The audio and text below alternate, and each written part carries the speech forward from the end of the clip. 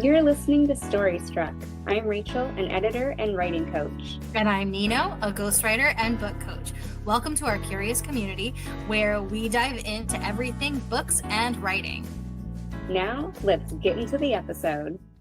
Welcome, everyone, to Story Struck Podcast. And today we are talking about backstory. It's so pivotal in your writing journey to have an idea of the backstory because you got to know where you're coming from to know where you're going, right? So we're going to dive into mostly character backstory stuff, but also layer in a little bit about the backstory of the world that you're writing within because that very much informs your character and where they come from, where they go, all that jazz. So I know Rachel has been diving real deep into backstory for her book series. Where did this stir for you? Yeah, so because of my psychology background, so I have a PhD in psychology for folks that haven't listened along with us for a while. So character is always something I absolutely love to dive into.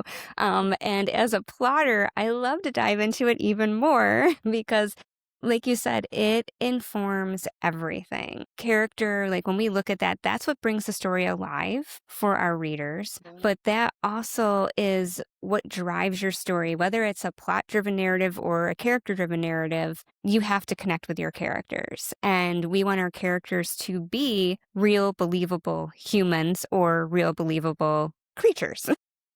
Right, because it Whatever. makes our characters make sense.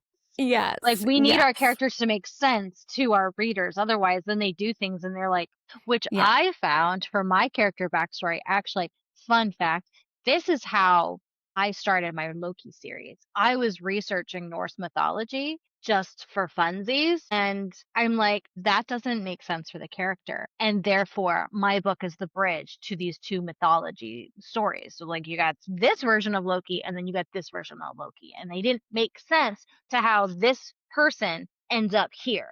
It was a complete character like shift. And I'm like, that doesn't make sense for the character. So then my book is the bridge between that, what brings him to this point. And girl, my cat decides she Kitty wants day to today. photobomb. It is the cats are out. So that's what awakened my story and stuff. So valid point. Continue. Sorry to interrupt. You're fine.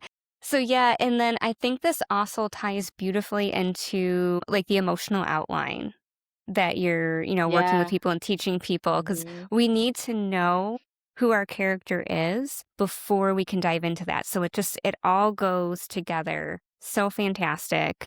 And I think like also if you like start with even just a nugget of idea of a character, that can fuel everything else. Cause then you're thinking, what would this character do here? What would they think here? So when I think about doing backstory for a character, you don't need to have their whole life panned out. Like, this is not a huge autobiography of like from birth to death. Like, if we read a thing or wrote that for our characters, it would be boring as shit. Cause like nobody cares that I have the same breakfast every day or that like, oh, today's laundry day, blah, blah, blah, blah, blah.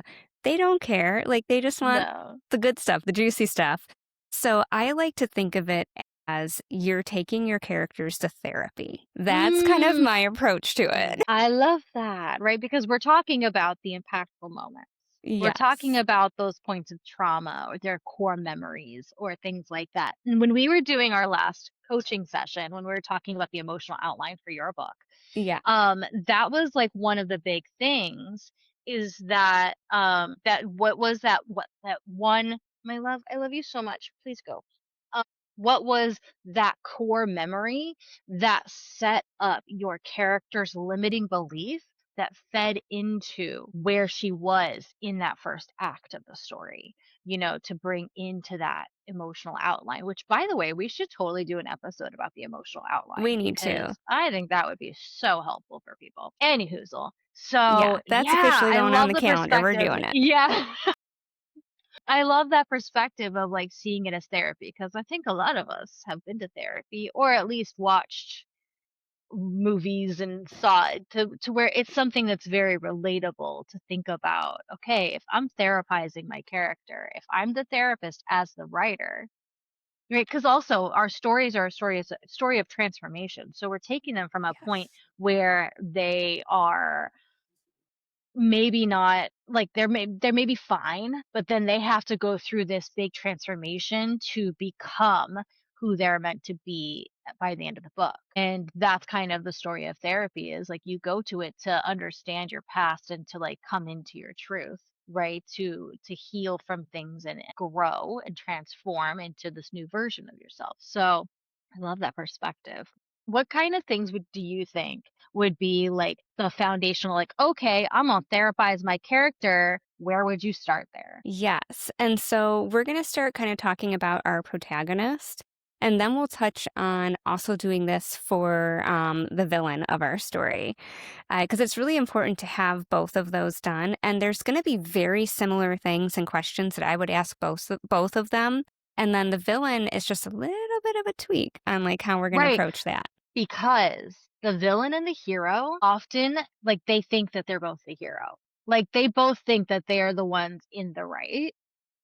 And so, like, having that same perspective is important, you know? Yeah. So, kind of one thing to think about when we're looking at backstory is wherever the character is in this story, they have some kind of a desire or goal for the story, right? And then they have some kind of fear that is connected to a misbelief. And as a therapist, we want to find what is the root of this fear or misbelief, right? Because, Mhm. like, if someone's coming to like me for therapy, I'm not going to be like, let's just talk about everything. I'm going to start with kind of thinking about, okay, like, what brought you here? Like, what brought you here today? What matters and why does it matter now is also important, right? Like, you could have something and it's just always floating around, but it's the thing that's in the present moment now is what's most front of your mind and what's stopping you. I just had, okay, so this is so funny. Because, like, I just have a great example of how, like, a book that you can read to really showcase this specific journey, right? Of identifying that core wound and how you move forward from it. Okay. My son just listened to this book called The Women. It's an adult historical fiction. My son is 11, almost 12. And he was just like, nope, it's a historical fiction based in Vietnam revolving around powerful women. I'm there for it. And Wow. so he just listened to this 15-hour book. And so I heard pieces of it because he was listening to it constantly. And in that book, it's about the nurses who served in the Vietnam War and the trauma that they went through, and this one main character's journey through PTSD in the 70s and how she went through this big transformation. That was such a fantastic example of this exact thing that you're talking about. She literally had this whole first part of the journey, right, where she had the trauma, she had all of the things that happened after the trauma that were traumatic in and of itself because of the trauma, and then finally got to therapy and went through. It wasn't this thing, and this thing. The origin was the Vietnam trauma and all of that jazz. And so, which I don't think is a spoiler because that should make sense. But it was a great depiction of that exact journey. And so how are we doing that journey for our characters? How can we translate that experience into how we're looking at our characters? Like, what is your origin point that then was this domino effect that built up to where you are now in the beginning of your journey? Yes, slam dunk, exactly. Right? Because our characters are innately dissatisfied with something because they believe whatever this misbelief, this lie is, this thing that they've Mhm. concocted for themselves in their Mhm. past. And this could be something very intense and deep, right? Like with the PTSD. This could be in my book, like the lack of like self trust in self, things like that. Or it can be something that's not quite as intense. If you're writing a romance, it could be maybe, not wanting to trust a partner or being afraid of opening up to love, like different things like that. So it can be on a huge spectrum of whatever it is, whatever this core issue is for your protagonist. Something that I like, there's in therapy, we call it like the magic wand, right? So if our character came in and we were sitting with them, like I would kind of ask them, what brings you here, right? Like what's going on? Why are you dissatisfied? Right, And, and and we it's would gonna talk bring about it to that. a present moment, right? Like, "Well, I'm having a hard time finding a man." Right, that's the present Yes, moment. And then you as a therapist would be like, "Okay, well, let's, like, follow the red string." What is exactly. that? Got to The red unpack the thread. layer. Follow the red thread. Yeah, we're gonna follow that red thread, and we're gonna go and we're gonna, like, unpack and go backwards. Yeah. So like you work backwards to uncover like the roots of these things. Your character may know, like, what's the first time you remember this happening? I could ask them as well, what's a time that you remember when this wasn't the case? Because that's going Mm, to take us to before to this before. ever Ooh, happened, right? Because there's going to be some before moment. So and also whatever this is that happened to them, it doesn't necessarily have to be something that happened in childhood. It could be something that happened to them as an adult, like the case of PTSD and war trauma, things like that. So don't feel like you have to take this character all the way back to childhood if it doesn't make sense. It could be any time. And so we're kind of looking at, well, what was a time when this wasn't true? And take them back to try and think of that. So then you have your before moment. And then you can be like, okay, well, they might know what's the first time this happened that it was true. And if they don't, you can just ask them, all right, well, what's like the most recent example you could think of? And just kind of then start to kind of work your way back. And then you'll have like this before moment. You'll have that actual moment of it. And then you'll have also an example of it being perpetuated in their right, the current domino. life. Yes. And so I think this is a great time to do like our FAFO, our fuck around and find out draft, or use your writer's sketchbook. And Yeah, that's what I was thinking of, yeah, like, this is a great time to, like, practice some of that automatic writing in your writing sketchbook of just, like, exploring it with your characters. And I know you did this recently with your character where you were, like, in your writer's sketchbook and then switching pens. Like, so if you were the therapist, you would write in the black pen, right, asking these questions, and then you'd pick up the blue pen and be like, okay, as your character, what's the answer to this question? And then you can really see how that plays out. Shout out to Peggy, who actually was the first person to mention this kind of yes. Thank automatic you, writing to Peggy. me because I've said this to so many people after she told me about this is how she does automatic writing, and I thought it was just brilliant. And it very, very much feeds into the intuitive writing process that we talk about a lot. That helps you to then take yourself and take your brain and your overthinking mind out of the equation and just find the flow of the story itself in this automatic writing process. So then, therefore, you are in a very co creative space with you and your character, you as the therapist, and then your character as the therapized, and work through this backstory together in your writer's sketchbook. If you don't know what we're talking about, we have an episode about it, talking about what a writer's sketchbook is, because we kind of made it up. And so check that out. Also, we have a thing on intuitive writing, so go check that one out too. Yes, lots of helpful resources. So, and then if you want to take it a step further, you could even write so you have like your kind of automatic writing from your character, take that and write it as an actual scene. Yeah. Yes, like, and this doesn't necessarily have to be something that will make its way into your book. It could be a resource just for you, but it's going to make everything come alive more for you. And then if you do want to allude back to any of this, you can either do it as like a flashback scene. But it might not always make sense to do a flashback scene because if you think even about like a moment in your life and like something happens, you're not reliving that whole story back in your head. You may just remember little snippets. And so that can be a way as well that you can just input kind of those little snippets into your present story without divulging the full backstory. So there's kind of like Yeah. ways you can play with that, whether you want a full flashback, you want to just kind of like throw some hints in with here, or you don't have to at all and it's just for you. And it is just making your character more real because their thoughts, actions, responses are based on how this person would behave based on their history.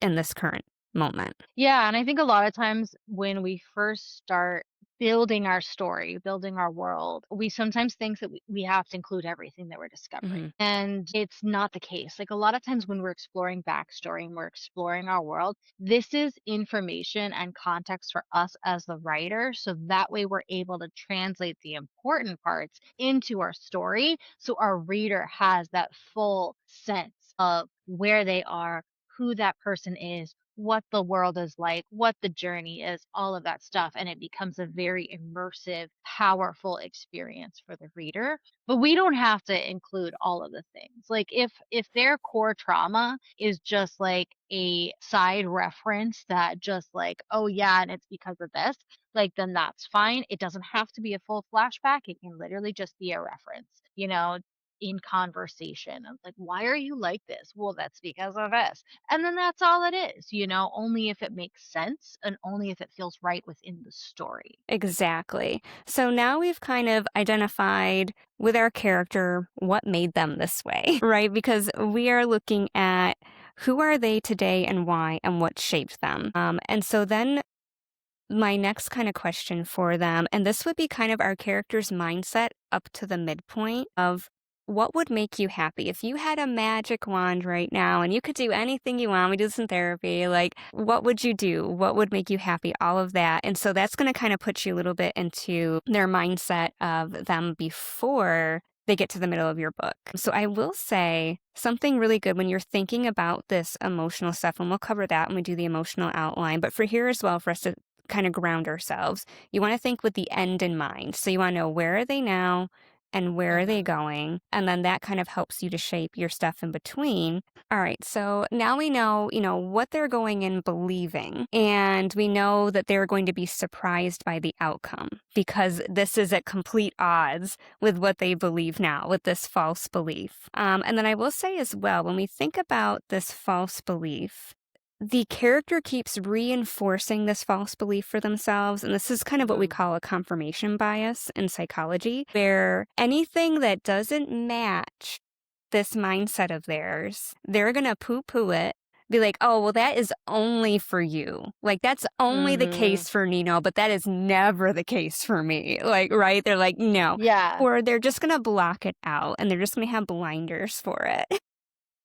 Right, because that's how we do things in general. We're like, "Oh, Yes. yeah, I mean, like, you look great this way, but I could never." And it's just like, you could and you do, but you just won't admit it to yourself. Or, you're just so stuck in this limiting belief or this thought that, and that's what I think is so powerful when we're bringing in psychology into our character crafting, because then it's real, really, actually our favorite YouTube guys in cinema therapy. They talk about this when it comes to, I think it's Thor. I think they talked about it in their episode that they were therapizing Thor in Marvel, where he has these moments where he like makes strides, but then he kind of like goes back a little bit in his old ways and then comes back around and then kind of falls back. Or maybe it was Loki's. I don't know. I'm thinking it was in the Thor universe. They've done a few, but that's how we are as people, is we're like, oh, I really need this is a limiting belief, I really need to address it, but it's still there and I still have this bias and I still have these thoughts, and we kind of go back and forth before we officially make the transformation. Yes, we self-sabotage ourselves, and then in essence, we're destroying our chance of happiness. And it's just something we're doing it to ourselves. It's just so sad. So now we know that they have this belief and they're just going to keep acting like that belief is true until that's challenged. And that's going to be that moment in your story, probably kind of close to that midpoint where that is just totally challenged. And they're like, whoa, okay. Like maybe I could like act on this.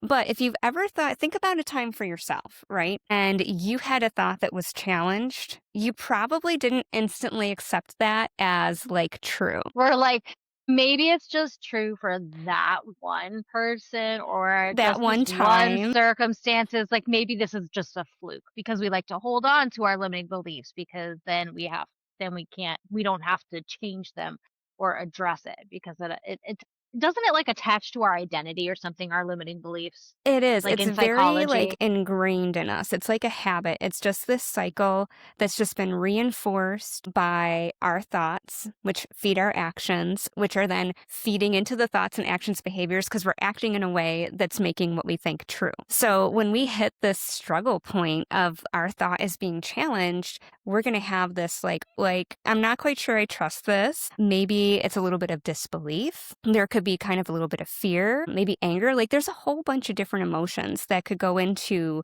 whatever this is because we're trying to protect ourselves and we're trying to really hold Hmm. on to this old thought because like we think that this old thought was keeping us safe or it was comfortable. Like you said, like change is scary and it makes you vulnerable and have to put yourself out there. Yeah, most people are going to be very resistant to change, and understanding your character and who they are as a person helps you to know if they're the type of person who's going to be like digging in their heels at change and resistant at all levels, or if they're going to be like, I don't know if I like this, but I'll try, because if I'm going through a big change, I'm like, ooh, let's see where this adventure goes, even if inside I'm like cringing a little bit. Whereas I know, like, my son's a Taurus and he's like, change? No. And it's just like, let me dig in my heels as deep as they can go to avoid this change and this shift because I need it to be a specific way, right? Understanding your character gives you that perspective on how the level of resistance that they have to this change. Yes. And then we may start to form a new belief after we've kind of dealt with the shock of the change. We're like, okay, well, maybe I can start dipping my toes in here and Mhm. maybe I could hold this belief. But the choices we make as we're in this limbo stage, they may not exactly be the most adjusted or healthy choices because we're still grappling with it and we're still like have this internal fight with ourselves. And so that's kind of after meet blah, blah, blah, we reach that midpoint, we have this like up and down cycle, right? Like we have like try and maybe a success, but then we have a failure and it's like, okay, well, maybe I need to kind of shift this what I was doing a little bit more. And so we keep having this like back and forth, try Mhm. and fail, which is going to lead up to our climax. And so that's, Right. that emotional juggling back and forth of thoughts, emotions, behaviors. And Mhm. basically, right? Like anything that we do is informed by our past. Right. By our because our what is the our history is our roadmap to our future. Yes. Right? That's what Oh, we I love use that. as a I know, I'm so clever. It's like I'm a writer or something. I don't know. But that's what we use as people. We use our history, our past experience, our past training and education and how we've been indoctrinated with certain ideas as our map for what we can expect. And so that also kind of ties into when we're building our backstory around our character's family. What was their family dynamic like?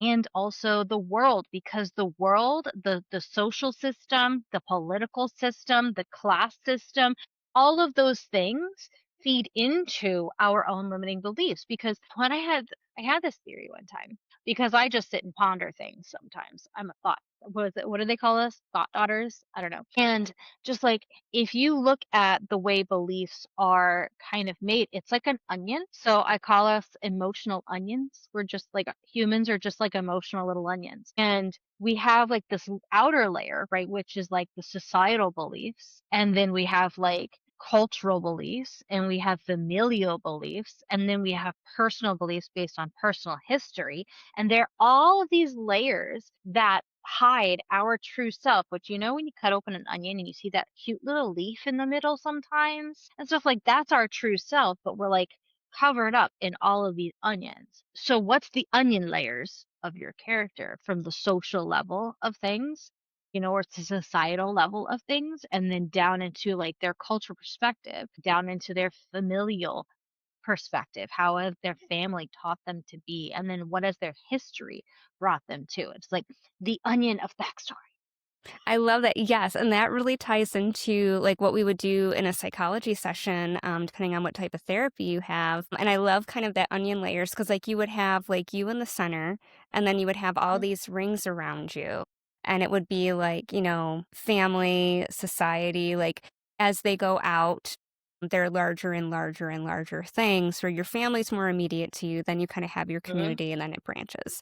So, when you're thinking about backstory as far as your world building, you could write down each thing like family, society, class system. If you have magic, right? You're going to, have a Mhm. backstory of the magic in your thing. And you don't have to go crazy in depth. You could just write like a few sentences for each thing, kind of same thing, right? Like, where is it now? Like, with the family stuff, or like, let me use the magic. So, like, where is magic now in your world? Has that ever changed? Like, what was magic like before? Like, you can just kind of write like little things. And then, like, backstory for the family, you could write, like, is this a traditional family, a blended family, all the different types of things. And then that could maybe give you an insight of, all right, well, within this family dynamic, how would they respond if my character was in this type of situation here? And that may impact how you think about your character, how you think about how your character may act in that situation. So, like, let's say your character, they come from a family where the parents were divorced. The dad walked out on the mom raised the kid. So now, your protagonist is dating somebody. Well, they may think, oh, well, they're just going to end up and leave me. So, like, if things are starting to be kind of good, then like I better just end it to protect myself. Or they may even be hearing those messages from the mother. And like, well, Mm. your dad always brought me gifts right before he went and he cheated and he ran off with blah, blah, blah, blah, blah. And like, then you're like, oh, yeah, yeah. Right, then that brings in that familial layer, and also, Hmm. like, you have this divorce situation in your book, in your society, at your time, so, like, if you're writing a book in the 90s and the dad walks out and stuff and you're being raised by a single mom, that looks very different than if it's in the modern time, right? That's a very different impact socially on that person, on your main character, if it happens in the 1950s versus later on, you know? There's a lot more stigma attached. So, how does that then impact your main character? Is there an embarrassment to it? Does that develop an anxious attachment style to where maybe they're holding on to that partner for dear life just in case and trying to fulfill every need that that person might have and be everything to that person and then completely abandoning themselves on the journey because they're so afraid because of all the stigma that was attached, and it's just there's so many ways that you can look at it, but I think when you look at it like that onion method, you can see how, like, okay, if this is the core problem, how has all of these layers informed that in that character, and that same premise and that same method of looking and therapizing your character you can do with your villain. Yes. So before I move to the villain, I just had like a fun thought kind of thinking on Yes. playing with those onion layers.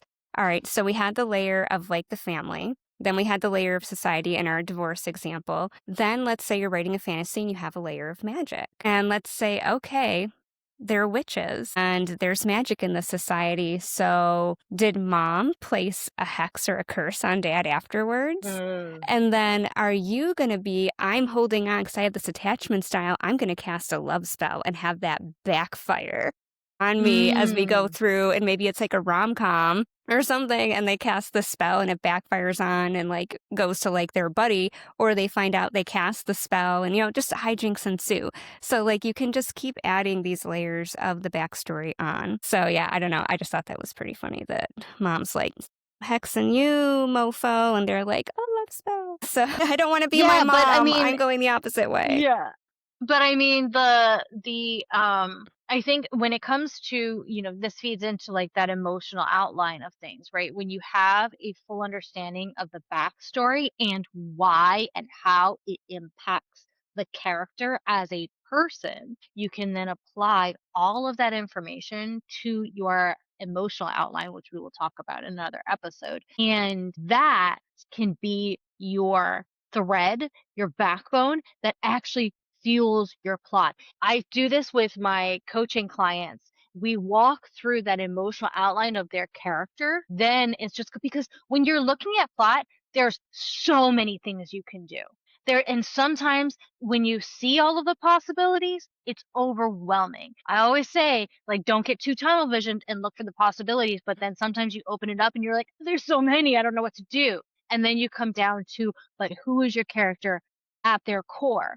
Because one event would not change your character based on who they are, but another event will change your character and that will drive your plot forward. And that's how you know that that's the plot point to use, and you can layer it on that way and stuff. So I lost my train of thought. So we were going to dive into the villain, and we will have an upcoming episode too where we're going to dive into ways that you can show this in your character in the actual writing. And I think we have like 7 different ways that you could choose to show what we're building. So when we get to a villain, right? Everybody's favorite villains are they're like deep, right? They're again Yes. real, human, like They're you can connect. complex, yes, because I think we have these simple villains from like Disney movies in the 90s, right? You have Jafar. He's just real flat. He's just bad.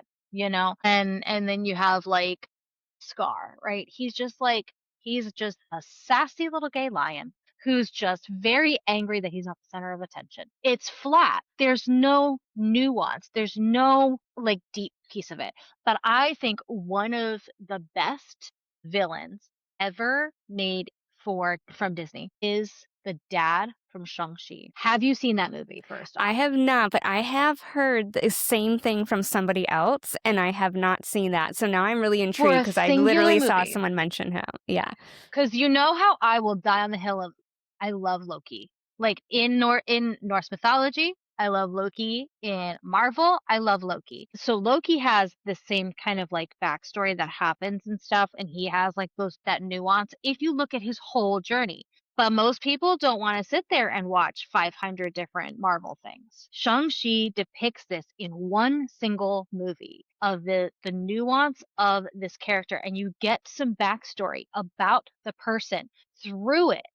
Why, like how they were this tyrant in the beginning, what changed them and brought them to be actually like halfway decent, and then what changed them again to bring them into villainy again, and the nuance and conflict that happens within that character, and then gives him just this itty bitty redemption in the end. And it was so well done. I think it is Disney's best villain. And a lot of people were like, oh, this is what we want from villains. We don't want just these like flat bad guys anymore. And I think we're really, really enjoying this, right? We get a lot of these like anti-hero stories now. We get a lot of these retellings now and things like that.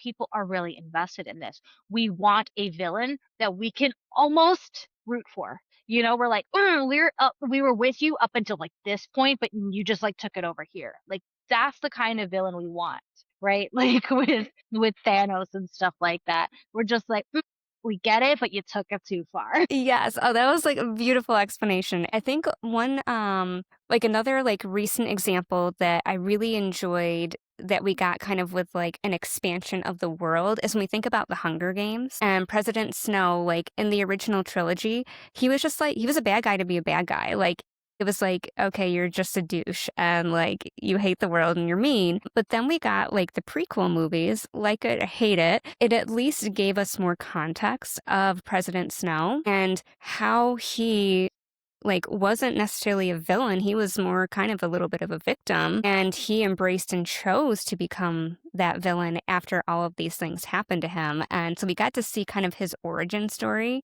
Was it the Song of the Firebird or something? I don't remember what the name of it Yeah. was. But yeah, I enjoyed getting to see that nuance of his character and how he really became shaped by his world and kind of had that like moment where he became the villain. So like when That's such we're a good point yeah, though, with when you're thinking about, your villain's backstory and stuff. Oftentimes there is a trauma there. There can often be a trauma there that maybe even your main character, your hero or your heroine, shares with that villain and stuff. Because if you if you think about people in real life who are villains, they often have the same or a similar type of villainy or like trauma that they're perpetuating. Because I think, this is my own opinion, that whenever you have a big traumatic moment where you've been victimized by somebody, you can go down a few roads. And one of the roads is becoming the villain, one of the roads is becoming a hero, and one of the roads is like becoming compliant or something. Like you have these pathways that you can take. And so when you have been victimized by somebody, there's a point to where you're like, I'm going to fight for the people who are victims in the same way, or I'm going to do this to somebody else because it was done to me. And so if you have these two characters that had this same trauma that happened to them, right, where you have this narcissistic parent, for example, or this abusive parent, for example, then you grow up to be a parent and you either say, well, my parent did this to me, and so it's okay if I do this to my kid, or you say, my kid will never experience what I experienced, and you become like this awesome parent, right? And so how does that play out in your story, in your magical world, or in this like divorce situation, or like, whatever? Yeah, because a lot of times, right, the protagonist and the villain, the hero villain, they can be mirrors of each other. And so that just kind of made me think as well of the Hunger Games example. So both Katniss and Snow, they lost their fathers. So they're in a broken, this family where they have all of a sudden been thrust into this caretaker role for their sibling because like the parent is emotionally checked out. And they're both kind of in this like war-torn era of all of this stuff going on. And then you see how do they take it from there, from this protection role. Like Snow's like, well, I have to dive all in and get our power back within this community here. And I do that by taking part and like manipulating the games and kind of like becoming this ultimate person, where Katniss is like, I have to survive. I have to help my sister and I have to do it at any cost. Like, so there's just this kind of divide because, right, we have that path. And it's how do they go from being on the same path to choosing to be the villain? So the best villain is kind of, as we're saying, like we can relate to the conflict. Even if we don't connect with their choices, we all know what it's like to be in a conflict and having a choice where maybe neither choice is really looks good, but we may have to make one. And so we may have to make that ultimate choice to kill someone to protect our family. Kill someone to protect, Rude, so you don't die. And does that make you a villain? What do you do after that, even though you had to make this horrific choice? So we get kind of like we like the villain. We may understand their choice, and if not, we at least understand conflict. But then we may not connect with how deep they're going into their shadow side. Their shadow side's gone over the edge, like you were saying, like you took it way too far. But that's what makes a great villain, because now knowing this story for them, right? And you would do that same thing that you did with your main character. You would look at those, like the kind of 3 key moments there. And now from those moments that informs how they became what they are, who they are, and that's going to inform them moving forward. But over the course of your book, unless it's a redemption story, that they're not going to have that same arc that your character has. They may even just go deeper into their shadow side over the course of the book. So that's kind of how we have this building of your protagonist, your villain, who are kind of these mirror opposites of each other. And you can also look at, for your main character, if they are in one state at one part of the book, what would be the mirror opposite of that? And that's what their villain is doing. And kind of see, like, as your character grows and villain is regressing, they're getting worse, like that's just going to amp up the tension. Yeah. Yeah. And I think, hearkening back to our astrology episode, when I think about the villain in my ironic title of my Loki novel, which is Becoming the Villain, the villain in my story, and I'm just like, I was just thinking like he is the shadow side of Leo. That is like where his villainy is sitting. And that's, just another way that you can look at your characters and see, like, okay, well, what is this mirroring then in my main character? And how does this play out in my story? Because again, when you know your characters as humans, when you deeply understand them, it is easier to figure out what events you need to place in their way to shape them, to give them the transformation into who they are meant to become. Whether that's the villain to fall and crumble, or your hero to conquer and all that stuff, or maybe you are setting up a villain. I don't know. Like maybe your villain actually takes over even more, and that leads into the second novel. I don't know. But it feeds, it informs the journey, and it makes the plotting easier. So often I talk to people and they're like, oh, okay, well, I have this story idea. And so now I have to plot it. And then they get really stuck in the plotting phase of things because they're like, but I could do this. And does this make more sense? And they get very overthinky with it because they're thinking about the plot alone. Well, this story here, and then this should happen, and then this should happen, and then this should happen, right? And they think just about the plot. And they're putting their character in the plot instead of allowing their character to drive the plot that they build. And I think that is the big pivotal thing. I'm so excited to do this emotional outline It's going to be episode. Like, great.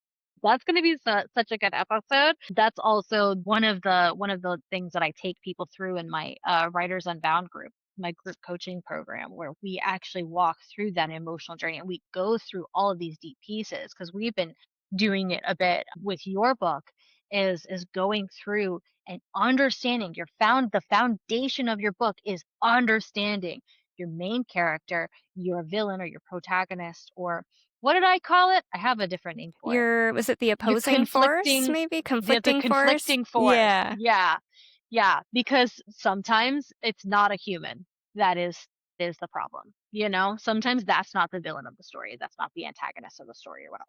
So you go through the whole journey of understanding all of this stuff, understanding these characters and the world and everything, understanding the secondary characters. Because that's the other thing we didn't even talk about is the Yep. important people in your main character's life. They have backstories, they have personalities, they have beliefs, they have all these things. And that shapes your main character because the people around us shape us so deeply. And that I think is a little bit missing in some storytelling, some books that I find that are missing, where they're not showing enough of the people around us that make us who we are, like in our becoming, right? In our evolution stage, who are the people who are playing those important parts? Because I know that in my Loki book, there's a specific person in Loki's life that is the whole reason he becomes who he is in the end, right?